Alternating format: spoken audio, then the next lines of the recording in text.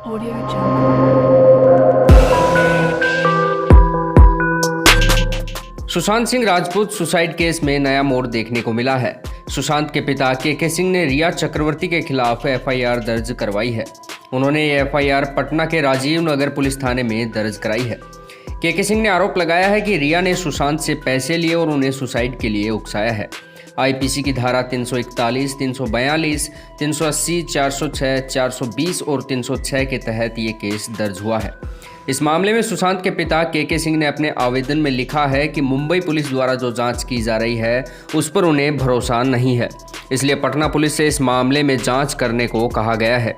के सिंह ने सुशांत की गर्लफ्रेंड रिया चक्रवर्ती और उसके परिवार पर गंभीर आरोप लगाए हैं। के सिंह के मुताबिक रिया ने सुशांत को धोखा दिया, उसके पैसे हड़प लिए। इसके अलावा परिवार से सुशांत को पूरी तरह से अलग करने की भी कोशिश की। सुशांत के पिता ने अपनी एफआईआर में कई सवाल उठाए हैं जो सोचने पर मजबूर कर देते हैं।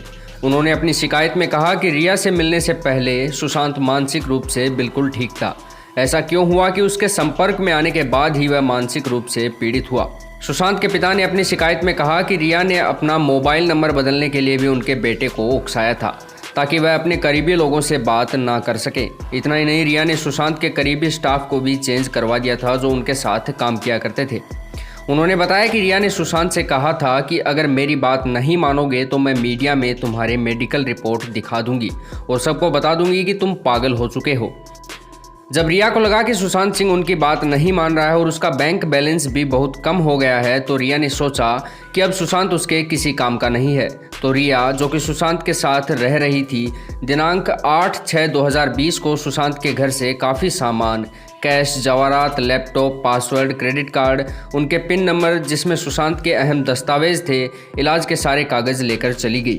सुशांत के पिता ने एफआईआर में कहा, जाने के बाद उसने मेरे बेटे सुशांत का फ़ोन नंबर अपने फ़ोन से ब्लॉक कर दिया। इसके बाद सुशांत ने मेरी बेटी को फ़ोन किया।